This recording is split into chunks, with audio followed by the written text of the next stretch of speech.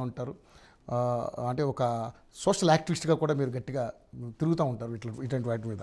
So నిజంగానే ఈరోజు మహిళల మీద జరుగుతున్నటువంటి ఈ దమనకాండ, హత్యాకాండ ఇవన్నీ కూడా పేర్లు ఘోరంగా ఉన్నా జరుగుతూనే ఉన్నాయి. సో దీనికి మరి మీలాంటి ఒక వైద్యుడు, జరిగింది కూడా ఒక వైద్యురాల మీదే, ఎలా రియాక్ట్ అవుతారు? ఎందుకంటే చాలా రోజుల నుంచి చూస్తున్నాం, ఒకటి కాదు అన్ని కాదు, అన్ని విధాలుగా కూడా మహిళ హింసించబడతా ఉంది. సో ఈ ఘటన ముఖ్యంగా చూసుకుంటే ఏ విధంగా ఫీల్ అవుతున్నారు మీరు? అదేనండి, ఇప్పుడు ఏ రోజైతే 9th జరిగిన కాడి నుంచి ఆ ఇష్యూ మీద మా డాక్టర్స్ అందరూ మేము అంటే అసోసియేషన్ తరఫున మేమందరము ధర్నాలు చేయటం జరుగుతుంది. ఓపీ కూడా మేము బంద్ చేసేసి ఈవెన్ మేము ర్యాలీలో కూడా పాల్గొని చేస్తున్నాం ఇది రెగ్యులర్గా యాజ్ అన్ యాజిటేషన్ లాగా. అవును, అంటే ఎందుకంటే ఇప్పుడు ఒకటి ఏంటంటే ఫస్ట్ థింగ్ అక్కడ న్యాయం జరగాల. ఎవరైతే డాక్టర్ ఇట్లా అత్యాచారం జరగబడ్డదో వాళ్ళకి న్యాయం జరగాల.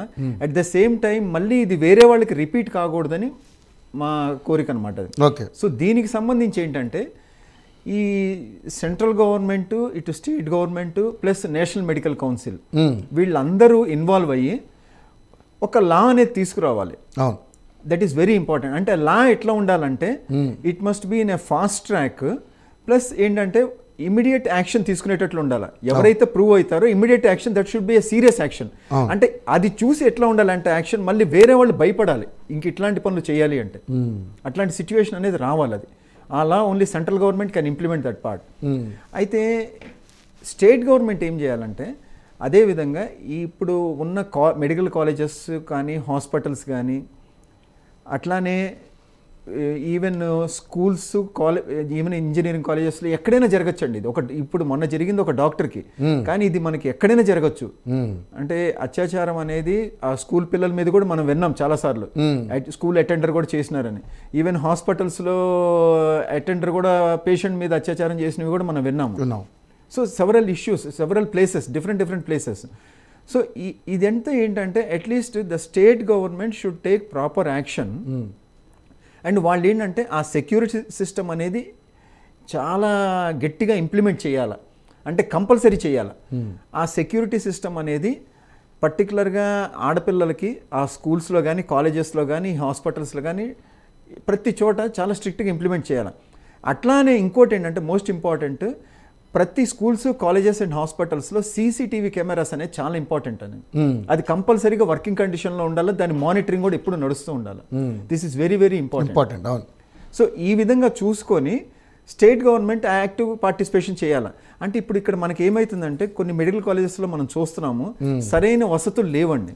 అంటే ఈవెన్ సరైన బాత్రూమ్స్ కూడా లేవు, వాళ్ళకి రెస్టింగ్ రూమ్స్ కూడా లేవు. ఇప్పుడు జూనియర్ డాక్టర్స్ ఎవరైతే వర్క్ చేస్తున్నారో వాళ్ళు డే అండ్ నైట్ వర్క్ చేసి పేషెంట్ పాపం చూసి ఏదో ఒక 2 hours అన్న రెస్ట్ తీసుకుందామని ఒక రూమ్కి వెళ్తారు. అక్కడ సరైన వసతులు ఉండవు, సరైన ప్రొటెక్షన్ ఉండదు, వాళ్ళకి సరైన బాత్రూమ్స్ ఉండవు, ఏది ఉండవు ఫెసిలిటీస్. అయినా కూడా పాపం వాళ్ళు కష్టపడి వర్క్ చేస్తూనే ఉంటారు. సో ఇట్లాంటి కండిషన్స్లో కూడా ఏదో వర్క్ చేసామనే సాటిస్ఫాక్షన్ లేకుండా ఆ నిద్రపోవాలన్నా కూడా ఆ భయంతో ఎవరో చేంజ్ చేస్తారనే భయంతో ఉంటే మాత్రం వర్క్ చేయడం చాలా కష్టమైంది ఎవరికైనా సరే.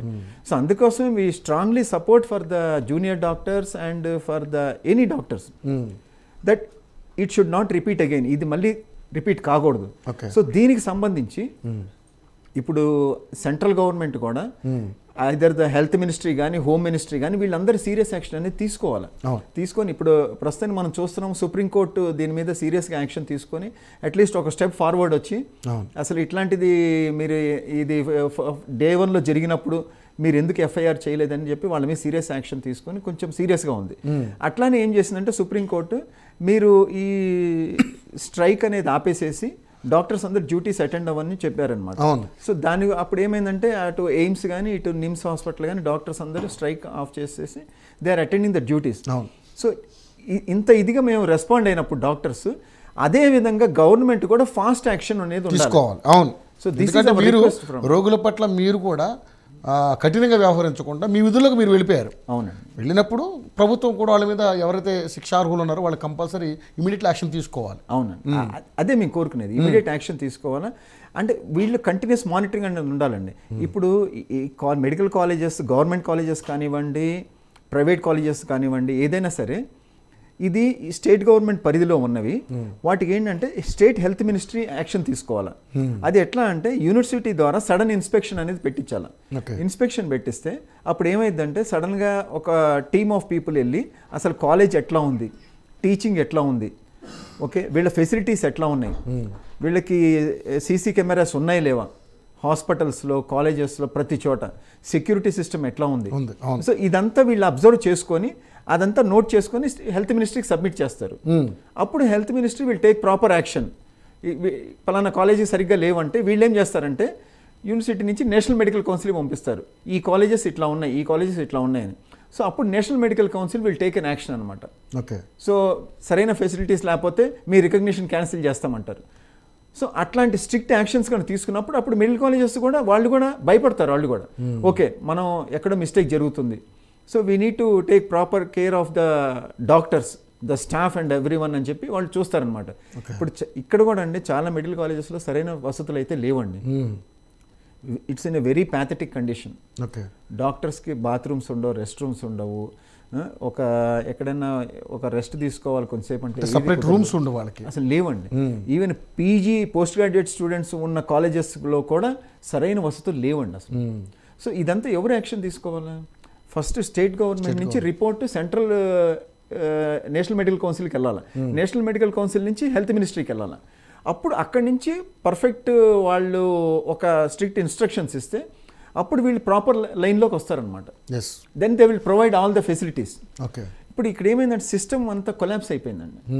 ఇప్పుడు కలకట్టాలో జరిగిన విషయానికి అక్కడ చీఫ్ మినిస్టరే in charge of the health ministry. So వాళ్లే సరైన యాక్షన్ తీసుకోకుండా ప్రిన్సిపాల్ని ఇమీడియట్ ట్రాన్స్ఫర్ చేసి ఏదేదో చేశారు. సిస్టమ్ అంతా నాకు తెలిసి ఎవరైతే ఘోష్ ఎవరు అతను ప్రిన్సిపాల్ అతను తప్పించే ప్రయత్నం జరిగింది అనేది అందరికీ కూడా క్లియర్ కట్. ఇప్పుడు అతను తప్పించబట్టే అసలు ఫస్ట్ ఏంటంటే అతని ఇన్వాల్వ్మెంట్ అనండి. ఇంకోటి ఏంటంటే పాపం ఈ డాక్టర్కి ఏమైందంటే పర్టికులర్గా పాపం ఈమె అక్కడ 36 hours పనిచేసింది కాబట్టి ఆమెకు చాలా విషయాలు తెలిసిపోయినాయి అక్కడ ఏం జరుగుతుంది అనేది. ఏదైతే అవయవాల మార్పిడి జరుగుతుంది, ఇక్కడ ఏదో సెక్స్ హెరాస్మెంట్ జరుగుతుంది, ప్లస్ స్టూడెంట్స్ దగ్గర పాస్ చేయడానికి డబ్బులు అడుగుతున్నారు ప్రిన్సిపాల్, ఇవన్నీ మొత్తం ఇన్ఫర్మేషన్ గ్యాదర్ చేసి అమ్మాయి ఏం చేసిందంటే తోటి ఫ్రెండ్స్కి చెప్పింది. సో ఇంకో పాయింట్ కూడా వచ్చింది సార్, ఎవరైతే ఈ ఘోష్ ఎవరు ఆయన పేరు ఒక్క నిమిషం ఉండండి, ఆయన పేరు ఈ ఘోష్ అండి, ఆయన పేరు సంజయ్ ఘోష్. సంజయ్ ఘోష్ అని అతను శవాలు కూడా అమ్ముకునేవాడు అనేది కూడా మెయిన్ ఎలిగేషన్ ఉంది. చాలా ఎలిగేషన్స్ ఉన్నాయండి, ఒకటి కాదు. అంటే అతను యాక్చువల్గా 2020 నుంచి దాదాపు 4-5 కాలేజెస్ మారినాడు. ప్రతి కాలేజీలో అతనికి దాదాపు 20 to 30 ఎలిగేషన్స్ వచ్చినాయి. వచ్చినప్పుడు జనరల్గా ఏం చేస్తారంటే అట్లాంటి అతను సస్పెండ్ చేస్తారు. కానీ ఇక్కడ ఏం జరిగిందంటే అతన్ని ఆ కాలేజ్ నుంచి ఇంకో కాలేజ్ ఇట్లా మారుతూనే ఉన్నాడు అతను. అంటే is highly influential person. So మారి మళ్ళీ ఈ కాలేజ్కి వచ్చాడు. ఈ కాలేజ్కి వచ్చిన తర్వాత ఈ అమ్మాయికి తెలిసిన ఇన్ఫర్మేషన్ తోటి ఫ్రెండ్స్కి చెప్పింది.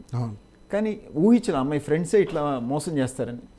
సరే ఆ ఫ్రెండ్సే ఈ అమ్మాయిని మోసం చేసి ఇన్వాల్వ్ అయ్యి ప్రిన్సిపాల్కి చెప్పి ప్రిన్సిపాల్ ఇన్వాల్వ్ అయ్యి సో టోటల్ ఒక టీమ్ లాగా ఈ అమ్మాయిని రేప్ అండ్ మర్డర్ చేసేసి ఆ విధంగా చేశారన్నమాట. ఓకే, సో నాకు తెలిసి ఈ అమ్మాయి దగ్గర వాళ్ళకి సంబంధించినటువంటి ఏదైతే లూప్ హోల్స్ ఉన్నాయో అవన్నీ ఎక్కడ బయట పెడుతుందని ఇంటెన్షన్తో చేస్తుంటారని మీరు అనుకుంటారు? టోటల్ ఇంటెన్షన్ అండి. ఎందుకంటే ఇంకా అసలు మన ఈ ఇన్ఫర్మేషన్ బయటకు వెళ్తే చాలా డేంజర్. మనకి ఎట్లాగో గవర్నమెంట్ సపోర్ట్ ఉంది అన్నట్టు వాళ్ళు టోటల్లీ దే హ్యాడ్ అమ్మాయిని మర్డర్ చేసి అట్లా చేశారనమాట. Okay, right. వినోద్ సార్, పెద్దవారు మీకు అన్ని ఏమి రాజకీయ నాయకుడిగా కాకుండా మామూలుగా మీరు ఎలాగా ఈ అన్నిటి మీద రియాక్ట్ అవుతుంటారు కాబట్టి సార్